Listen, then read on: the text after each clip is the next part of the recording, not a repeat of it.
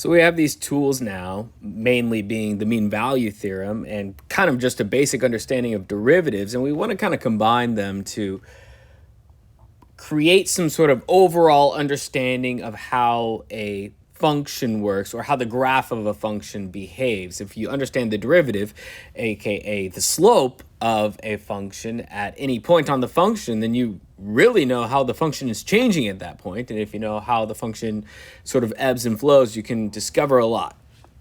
So in order to kind of develop this literature, we're going to begin by defining a special type of point called a critical point. So if we have a function, a differentiable function, such that the derivative of the function at a certain point is equal to 0, or the function there does not, the derivative of the function there does not exist, then that point C is called a critical point. We abbreviate that CP of f.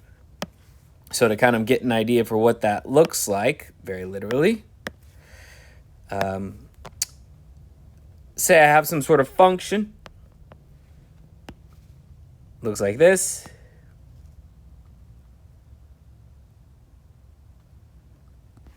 So I see a few critical points on this function. If the function slope, notice that we are talking about the slope of the function in order to define a critical point. If the function slope is ever equal to 0, then that point at which the function slope equals 0 is called a critical point. So I see a few points here. Notice that the slope of this function is 0 right here. We have a horizontal tangent line, which means that that x value, the x value that causes that horizontal tangent line, is a critical point. So that is one critical point. Notice that the function slope is 0 right here as well. We have a horizontal tangent line, which means that we have another critical point, maybe right here. Notice that the function slope does not exist right here. So I would say f prime does not exist. And indeed, that means that point, that x value, is a critical point. Notice, last but not least, maybe right here, we have a horizontal tangent line, so that x value is also a critical point. So based on what the portion of this graph that we see right here, we have 4 critical points, C1, C2, C3, C4. Those are x values at which the function either has a 0 slope or an undefined slope. So if the graph is ever sharp, as in it is right here, if we have a sharp graph, that means we have an undefined derivative. And if we have a horizontal point on our function, or where the slope is 0, horizontal tangent line, then we also have a critical point. So two possible ways to have a critical point is if your slope is 0, or if your slope doesn't make sense or is not defined. So this is kind of like the interesting points of the function. And this is going to be very clear when we start talking about optimization. Like if we were to ask where is a function biggest by Fermat's theorem, and really just this whole literature of, and also Rolle's theorem, and the mean value theorem. The mean value theorem is really what's used to prove all of the results we're going to talk about today. It's the core theorem, makes everything a lot easier. We're wondering where a function is biggest. Then there's 2 possibilities. Either the function has 0 slope at that biggest point, and therefore if we search for critical points, then we can search for where the function could be biggest, or the function has no slope at that highest point. And yet again, if we know where the critical points are, then we could know the possible maximum points for some sort of function.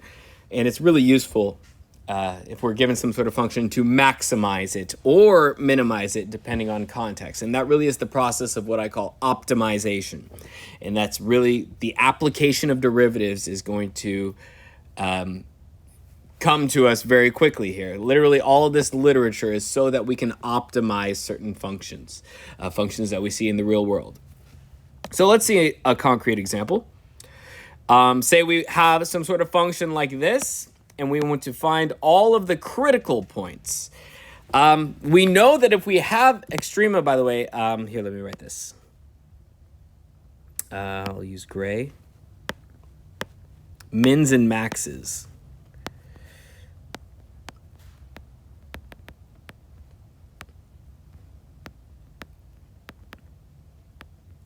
So mins and maxes. Where the function is biggest. It could be locally biggest or globally biggest. What we could do, this whole process of searching for critical points can kind of limit our search to only a few values. So we want to find the extrema of this function. It's a nice polynomial function over the interval, closed interval, -1 to 2. So in order to do this, what we're going to do is we're going to collect critical points. So I'll say this first, collect critical points, CPs. And in order to do that, we set the derivative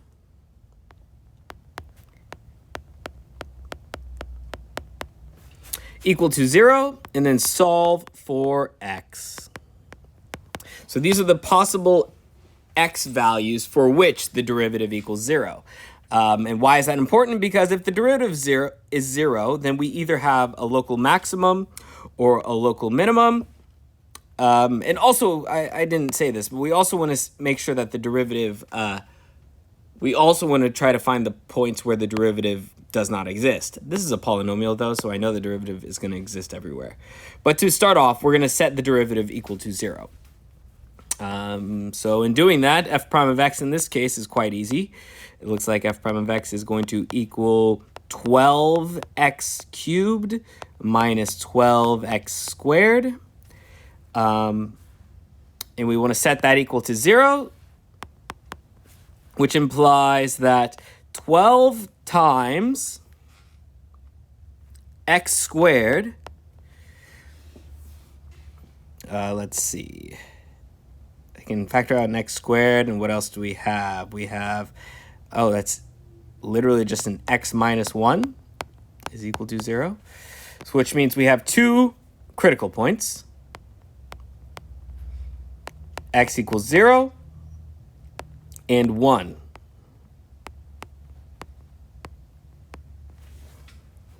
And that's it.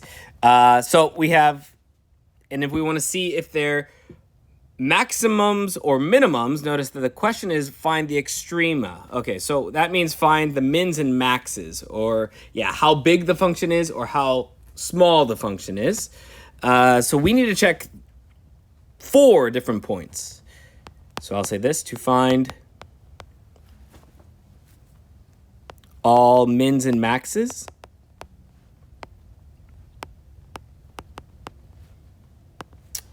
include endpoints,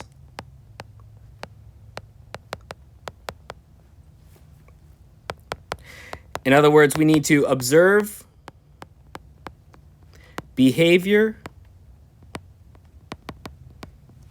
of this function at, so we have 4 points of interest, -1, 0, 1, these are the critical points, so these two are the critical points, and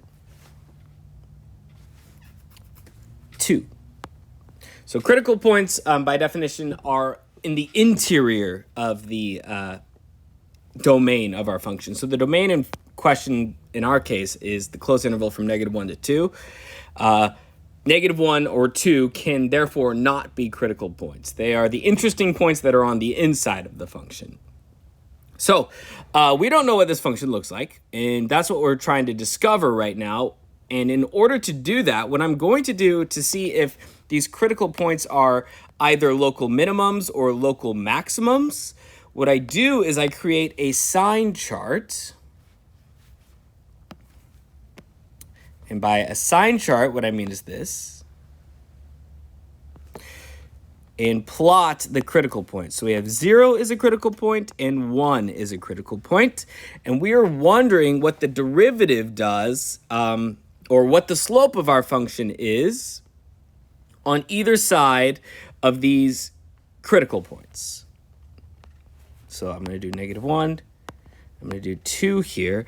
And what I want to do is test values in 3 regions in this case. Test the behavior of the derivative. And when I say derivative, you really want to think slope. I want to see what the slope of my function is, in particular if it's positive or negative. In this region, what the slope of my function is in this region and what the slope of my function is in this region. And the reason why is because if I define, or if I somehow discover that the slope in this region is positive, what that means is my function would be increasing. I would have positive slope, and we're going to talk about that further in a second here. And if I find that the slope of my function in this region is negative, then I would have negative slope. And what that would mean in that case would be that this is a maximum. This critical point is, or the function has a maximum at this critical point. Why? Because we just discovered the function increased, then decreased. All right, which means that we must have a maximum there. And that's hopefully intuitive enough, and the literature there will be kind of emphasized a little bit more later. But let's actually do that. I've already marked up my picture here.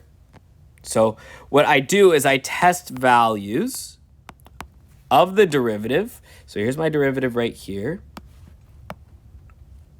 And it can be rewritten like this. Notice I didn't divide by 12. You don't ever want to do any division of any constants because you want the derivative in its purest form. Like if I was actually solving for x here, I would divide both sides by negative 12, or excuse me, by 12 here to solve for x. But you really don't want to destroy the derivative. You want to include everything, especially if you're wondering when it's positive or negative. You want to include all parts of the derivative when you do these testing points. That has bit me in the butt before if I divided by constants or something. So what I'm going to do is test some number in this region. The obvious test choice would be negative 1/2. And I'm going to grab negative 1/2 and plug it into this derivative and see if the result is positive or negative. And so what I do is, notice I kind of have two parentheses in question. I'm going to plug the negative 1/2 in here, and then I'm going to plug the negative 1/2 in here. Plugging it into that first parentheses, this one right here, I'll have negative, who cares, because it's squared. So that's definitely going to end up being positive. Any negative or positive squared is going to be positive.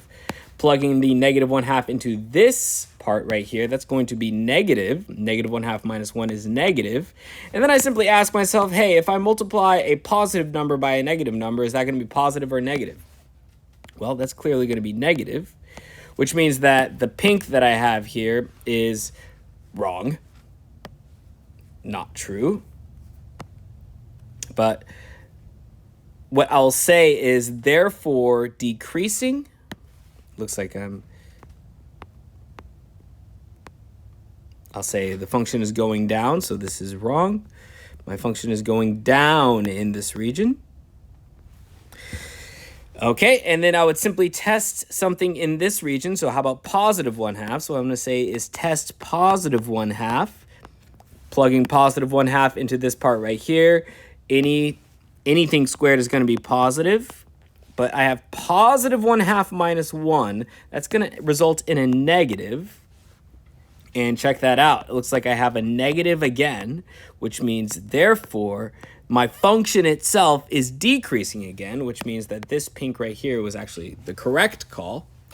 And then I want to test something in this region. So I can test 1.5.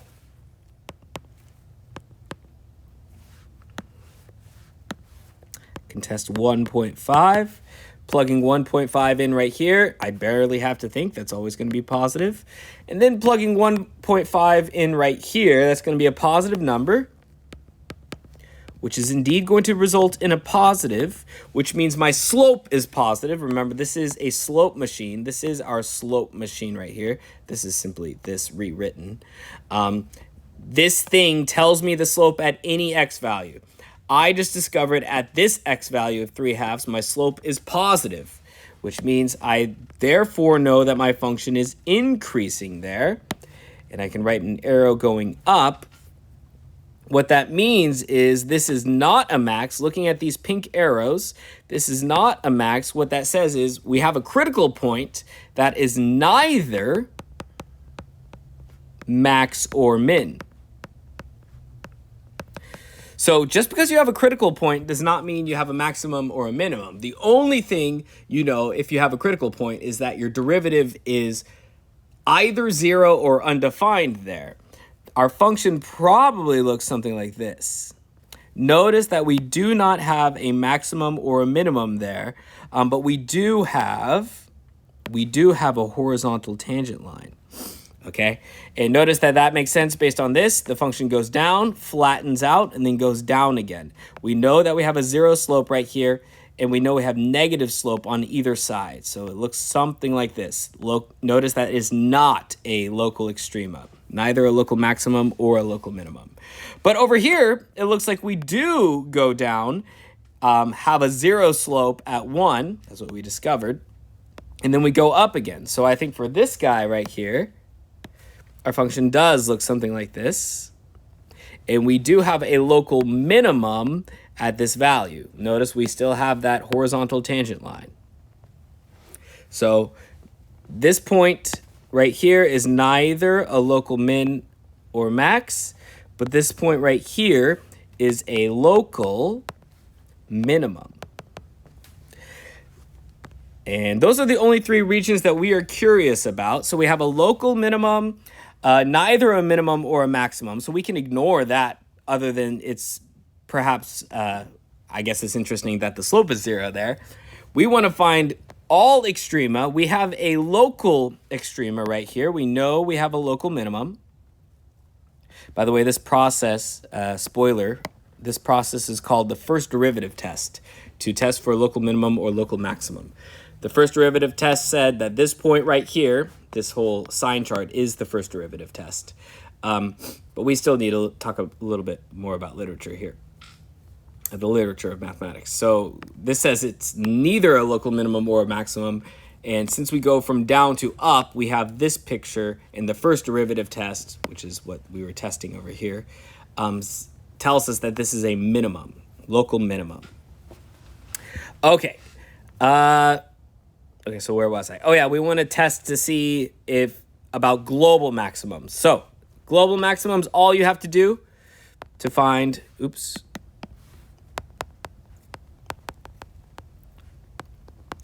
global extrema, what we do is we rank F at local, or I'll say this, at CPs, critical points, and end points. So F of -1, hopefully that's easy enough. F of -1, where's our function F? Okay, so F of -1, we want to see what that is. I can do it up here. We know, what was the critical point? 1 yields a local minimum. That's what we just did. We want to see if maybe somehow this one is smaller, F of 2 is smaller, or F of -1 is smaller. So 1 yields a local minimum of, if you want to know what the actual minimum is, you simply plug that critical point into the function, and that is going to equal clearly -1. So our function is simply by plugging 1 into x. Our function is smallest at -1, well, maybe smallest at -1. It is going to be smallest at -1. And to see where it's biggest, we have to check the end points. So -1 and 2. F of -1 is going to equal 3 plus 4, which is 7. F of 2 is going to equal, oh geez, not fun, 3 times 16 minus 32? No, that's what, 4, yeah, 32. Okay, so that's the same thing as, well, I can do this. I think that's just 16, right? Here's how I did that. This guy is 3 times 16 minus 2 times 16. Factor out the 16. What we have is 3 minus 2 times 16, so that's just 16. So we have a global max at 16, a global min and a local min of -1,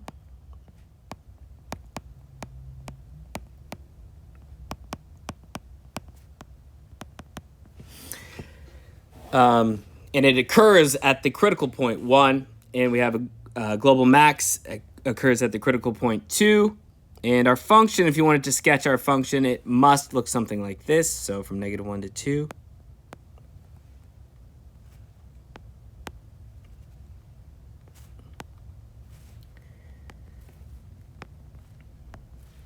So our function's up here at 7 at -1, flattens out. Remember, it went down, it flattened out, critical point, then it drops to -1, and it shoots all the way up here to 16.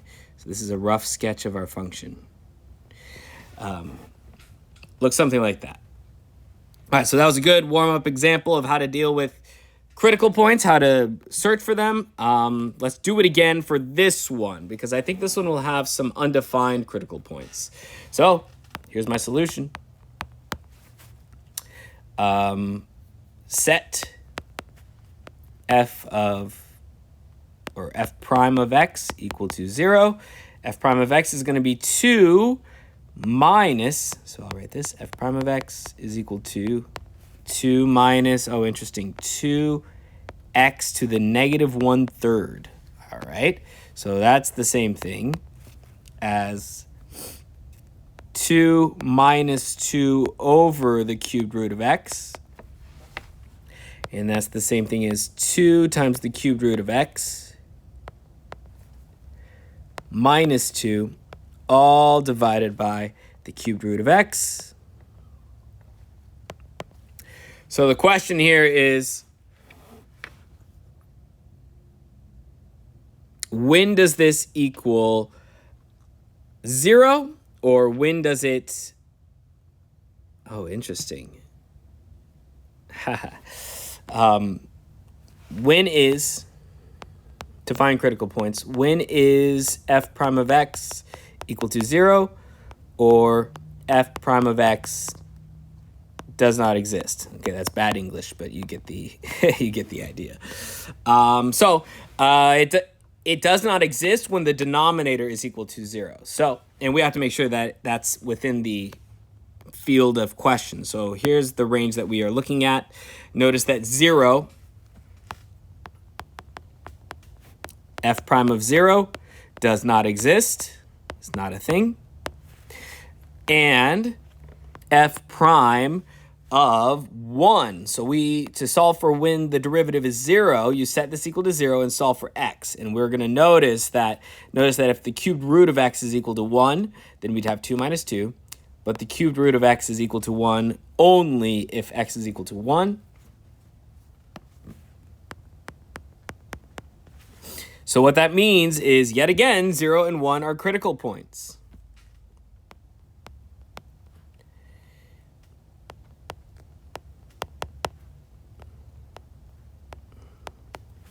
Now, this time our function does not even exist at 0. Or excuse me, the derivative of the function does not exist at 0. Okay, so then we set up that you guys should, we should instinctively set up this number line to test the critical points. So we have the end of our range, that's -1. We have 0, we have 1. These are both the critical points, 0 and 1.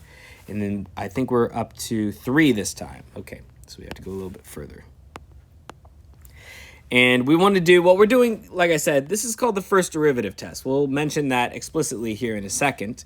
What you want to do is test values. So here's our first derivative right here. You want to test values in between the endpoints and the critical points. So our first test value, yet again, will be -1/2. And you want to see what your function, what your derivative function is, if it's positive or negative. In other words, if your slope is positive or negative when x is equal to -1/2. -1/2 was pulled from this region right here. We want to see if our function is going up or if our function is going down. Let's see. Plugging negative 1/2 into this. Oh, that's annoying. Maybe we can make this easier. How about let's test. Oh, let's be smart here and test negative 1/8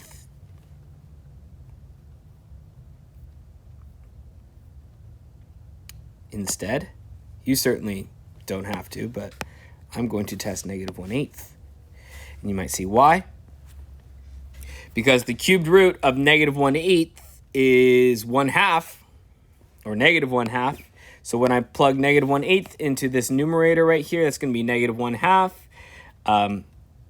Actually, I mean, negative 1/2 would have worked just as well, but I'm trying to avoid irrational numbers. So I'll have negative 1 when I plug it into this numerator, minus 2, which is negative 3. So my numerator is going to be negative. Then I'm wondering about the denominator. So you want to set up sort of a template. Plugging negative 1/8 into the denominator, that's negative 1/2. I don't care what it is specifically. And we have positive. So a negative divided by a negative is a positive, which means our slope there is positive. In other words, our function's going up.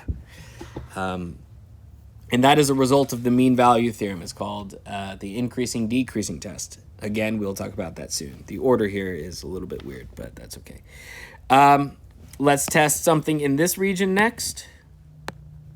How about 1/2? Testing 1/2, plugging 1/2, or 1/8.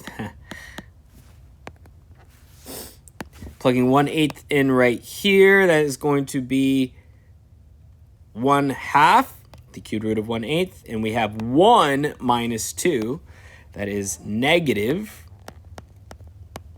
And then we have plugging 1/8 in the denominator, that is going to be positive 1/2. So that's positive.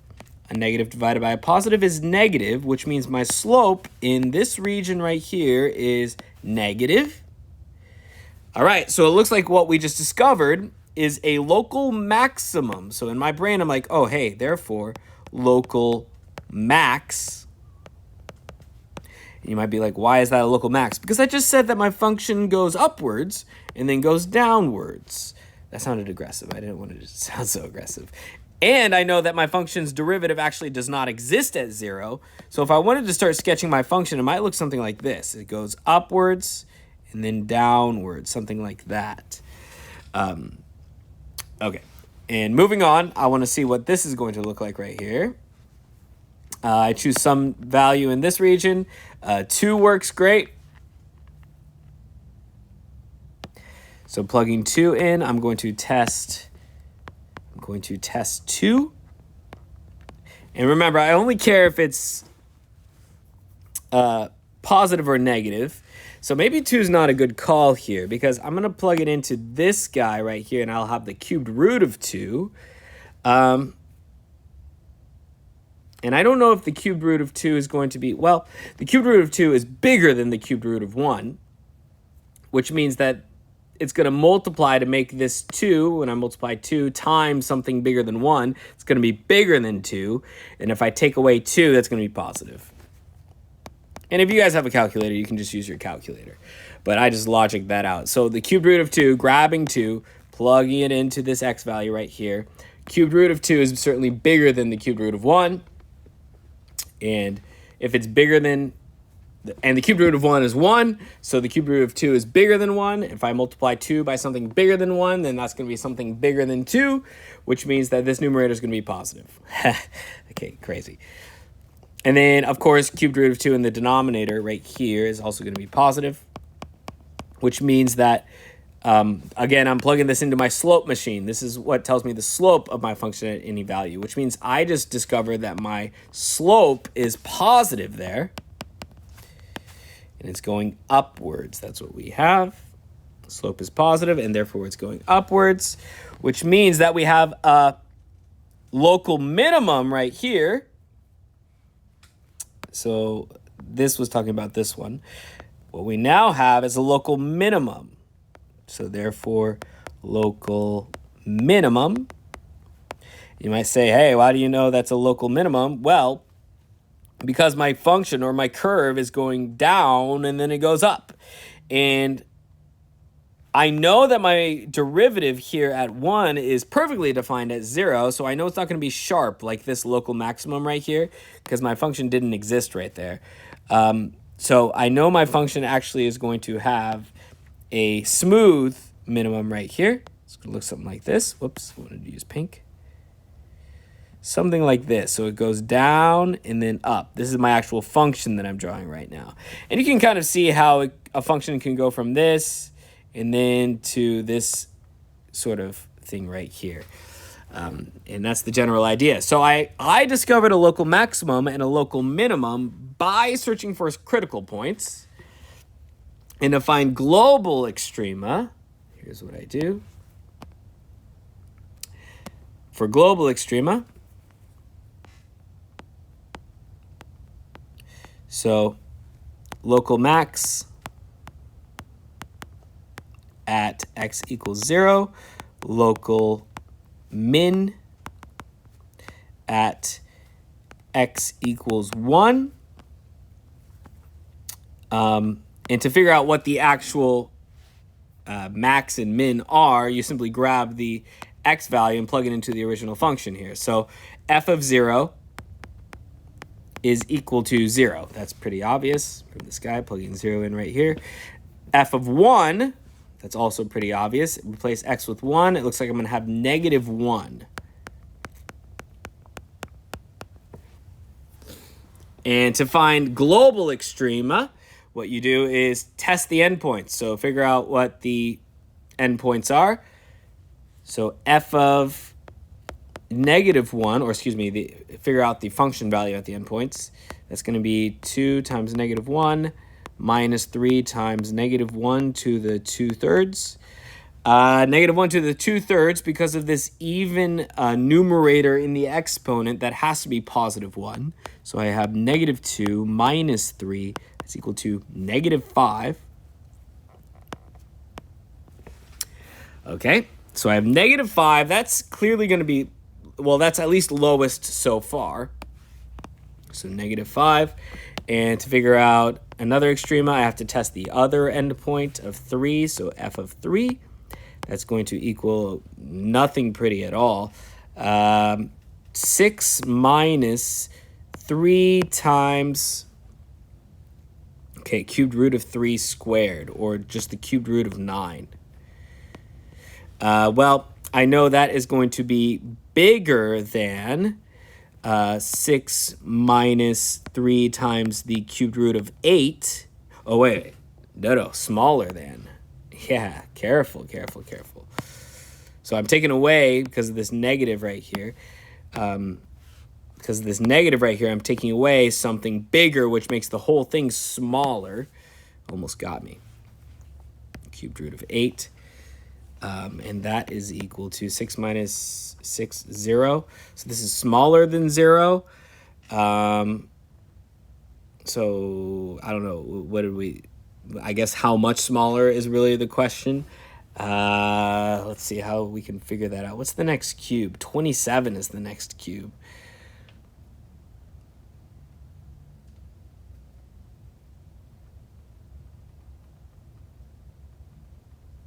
I want to see how small this is. So it's at least less than 0. Well, what that means is this is certainly going to be our global maximum. This is a local max and a global max. But I want to see how small that guy is. I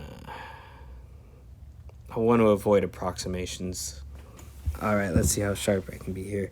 How am I going to see what we want to do? Okay, we want to test to see which one of these is bigger.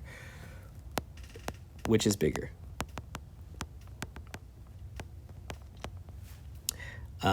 6 minus 3 times the cubed root of 9.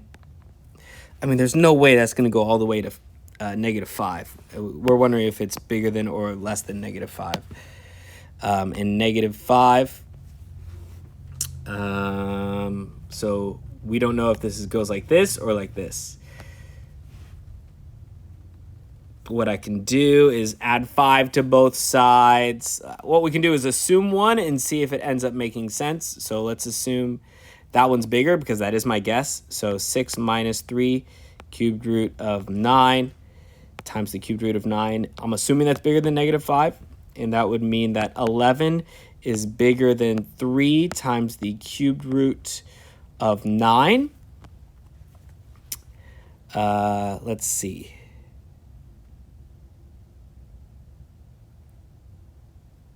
Then I would have 11 thirds is hopefully bigger than the cubed root of 9.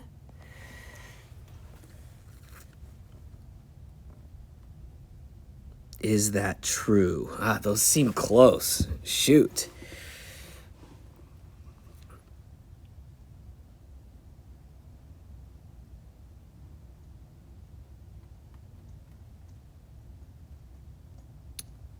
Cubed root of 9. Well, I mean, one thing I could do is the cubed root of 9 is barely bigger than 2. It seems obvious, but I want it to be like concretely obvious.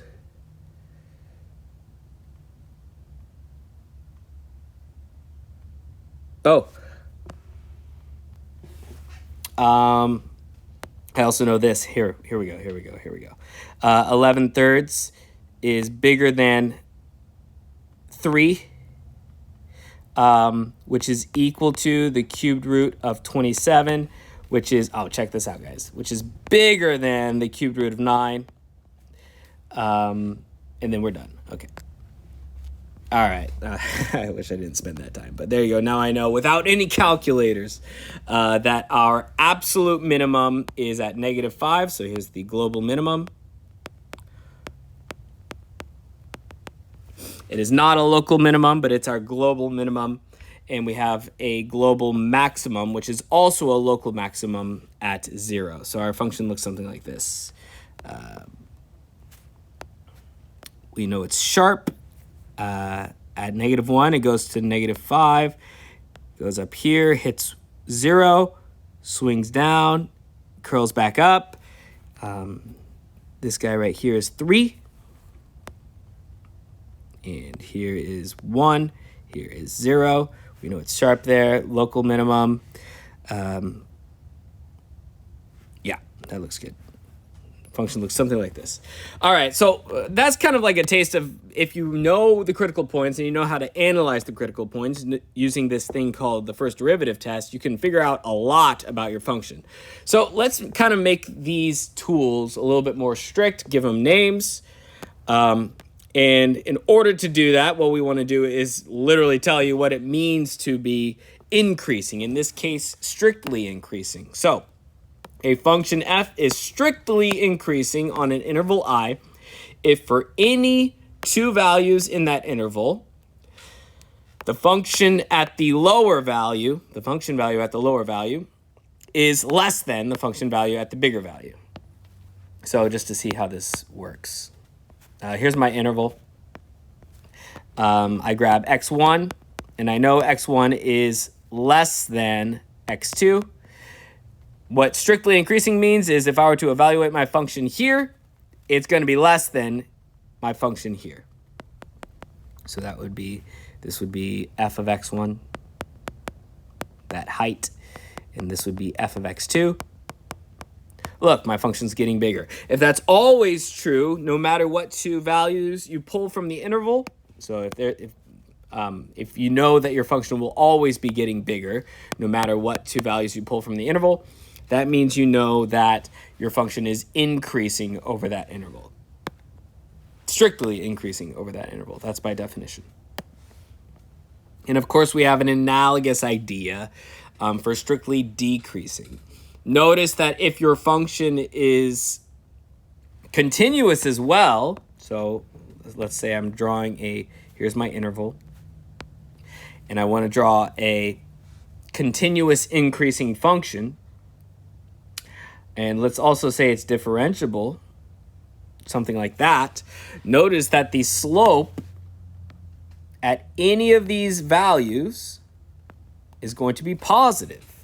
All of those values is going to be positive. So I think if I know that if my slope, i.e. my derivative, is positive, over some interval, I think that means that my function is increasing. And indeed, that's what the increasing decreasing test says. Decreasing.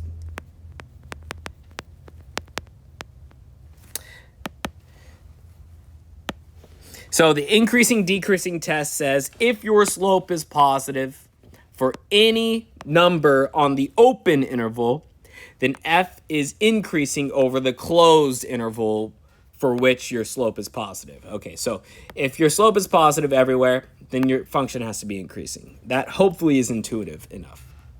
If your slope is negative, slope is less than 0, everywhere over an interval, open interval, then your function is decreasing over that interval. So if you were to draw a function that has positive slope, something like that, look, the function's increasing. It seems obvious. Negative slope, something like that, the function's going down.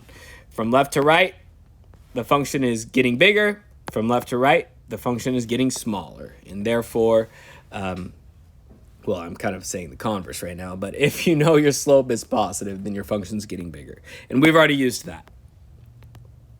Okay, so let's use this increasing decreasing test, and let's also use the first derivative test over this function over this open interval from 0 to 2 pi. All right, so sort of similar process. Solution.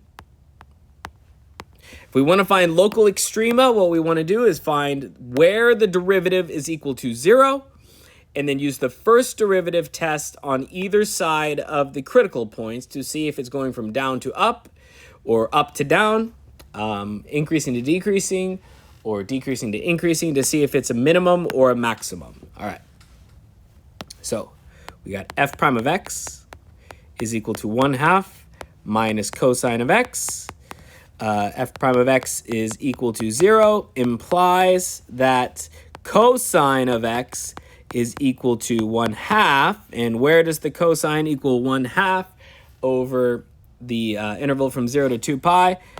Okay, so let me think. I'm pretty sure that would be pi thirds, or I think 7 pi thirds, right? Is it 7 pi thirds or 8 pi thirds? Let me think. No, not 7 pi thirds. What am I saying? 5 pi thirds. Yeah. You have your unit circle in your brain. At least I do. I know my cosine is equal to 1/2 at these two angles. And I know this one's pi thirds. Okay, I'm getting crowded there. But what would this one be? And that's 5 pi thirds. Because it's just short of 2 pi, 6 pi thirds. All right, so here are my two critical points. My critical points are pi thirds and 5 pi thirds. So what I want to do is test the behavior of my derivative on either side. So instinctively, like I said, what we're doing right now is setting up the first derivative test. Set up your interval. There are a few points in question. This would be 0. We're not concerned about what happens at 0 because this is an open interval.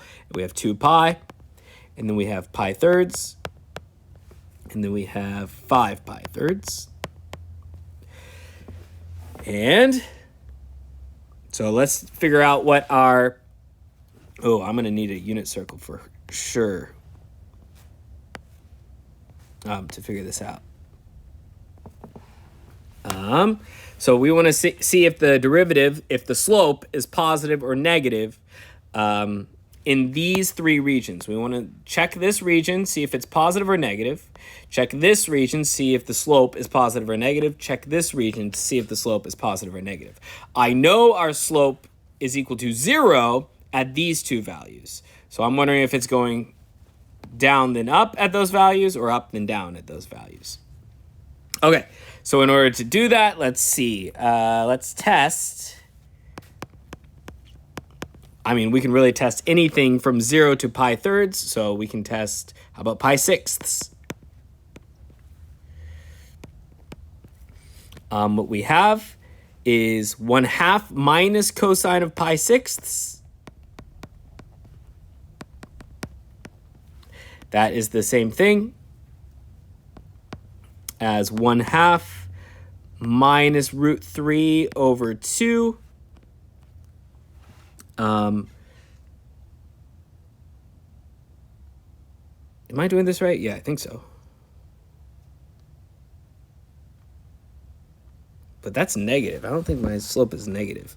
Oh, yeah, it is negative. So that's less than 0, clearly, because root 3 is certainly bigger than 1, which means that my function goes down at the beginning. So let's test another one. Something in between here. Easy choice would be pi.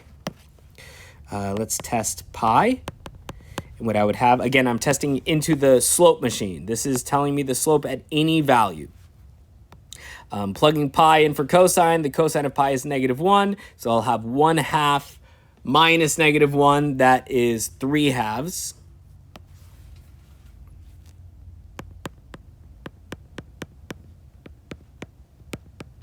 Which is certainly positive, which means my function goes up. Oh, look, we just found a local minimum. Because my function goes down and then up. We have a horizontal tangent line, perfectly well defined. It is a critical point, and we have a local minimum. And now we want to test this guy, 5 pi thirds, into our slope machine. So let's test it. And again, this whole process, I want to emphasize this is the first derivative test.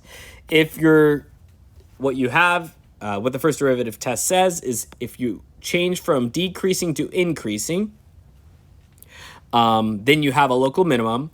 If you change from increasing to decreasing, then you have a local maximum, which intuitively makes sense. I mean, honestly, the first derivative test intuitively makes sense in general. So let's try. I need something in this tiny region here. Okay, 11 pi sixths. You guys can do other things like 7 pi fourths or something like that. But 1/2 minus, so again, cosine of 11 pi sixths. That is going to be, yet again, root 3 over 2. And that is less than 0. So look, I have a local maximum. So this one's a local minimum. I want that to be clear.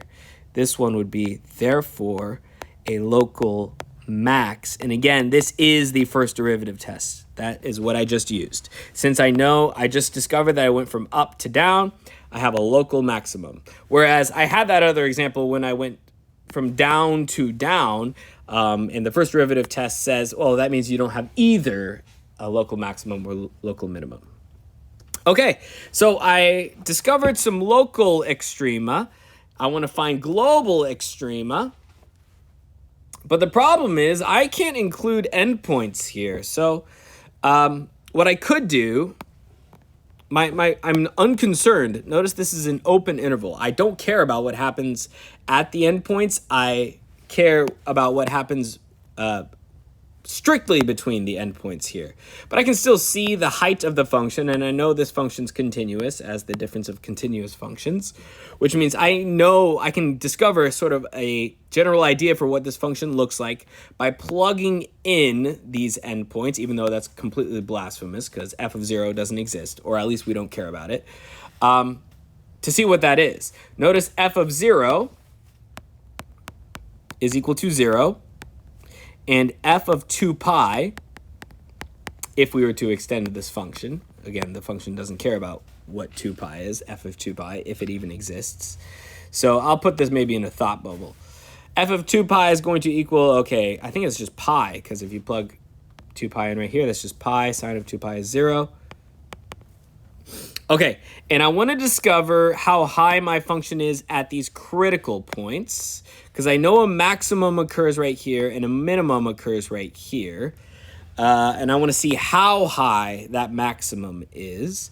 So in order to do that, I'm going to plug in my endpoints, or excuse me, my critical points. So let's try f of pi thirds. That is going to equal pi sixths minus sine of pi thirds, root 3 over 2. I don't know what that is, but this is about 1/2, and this is much bigger than 1/2, so it's negative. Let's try f of 5 pi sixths. That is going to equal 5 pi twelfths. Oh, sorry, 5. That was wrong. You guys probably already know. That should be 5 pi sixths or 5 pi thirds. Jeez. Critical point is 5 pi thirds. And then it becomes 5 pi sixths when I divide it by 2 because of this right here. Minus sine of 5 pi thirds. Okay, so what is the sine of 5 pi thirds? 1/2? Also, I think this is wrong. I think I got this one wrong. Yeah, sine of pi thirds. No, this was right. That's root 3 over 2. Did I do this one wrong? No, cosine of pi sixth. Okay, I think I'm okay. Oh, yeah, because I was testing in between the intervals. I'm losing it. Okay, so we got 5 pi sixths. Where am I at? Oh, I want to see how high this function is at 5 pi sixths. Sine of 5 pi sixths. Sine of 5 pi sixths. Okay, so what's that? Negative. So we have minus negative root 3 over 2. So plus root 3 over 2. Okay, so I really need to, well, first of all, a few things I could do. I know my function goes up and then down and reaches this value pi, so I already sort of know that this is going to be bigger than pi, but if you want to be like super strict, you can compare these two and prove that this object is bigger than pi. Again, like I said, I know my function goes up and then down and then reaches a height of pi at 2 pi. But if you really want to show that this object is bigger, so we want to guess that pi is less than 5 pi sixths plus root 3 over 2.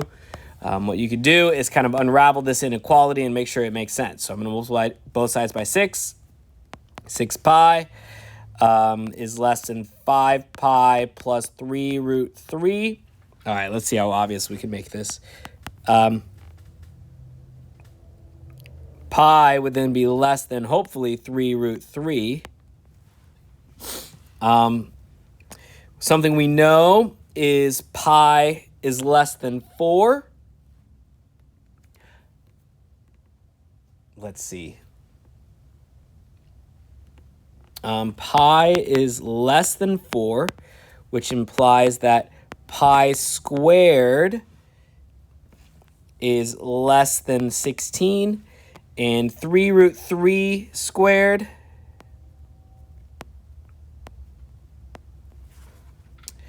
is, 3 root 3 squared is equal to 27, which is, okay, so we have this is less than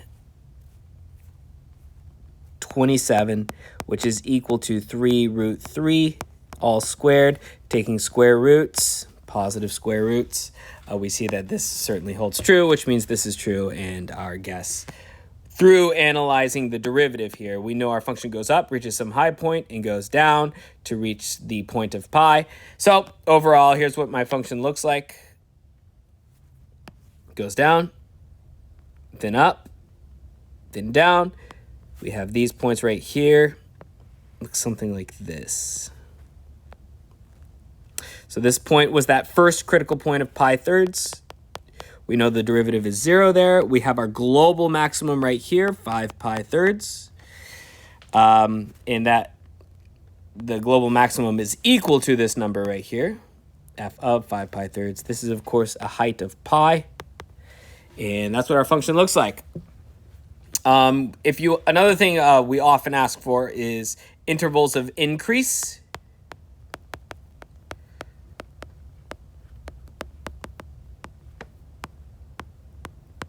And what we would say, this is more like of a semantic question. F decreases over, and you want to be careful with taking unions here. We know that our function decreases over this interval. And remember, we want to include the end point when we're talking about the interval of decrease. So we'll say the open interval from 0 to pi thirds, include that end point, and it decreases over the closed interval from 5 pi thirds, or excuse me, from 5 pi thirds to, what was this point right here? I think it was 2 pi. To 2 pi, not including 2 pi, but including 5 pi thirds. And then we would also have that f increases over the closed interval pi thirds to 5 pi thirds. When is our function going up? That's when our function's going up. Okay, so nice analysis of a curve through analyzing critical points and such. Quite a bit more to talk about, but I think I'm going to save it for the practice video, because if I record a video longer than 55 minutes, my software kind of messes up. So I'll see you in the next video.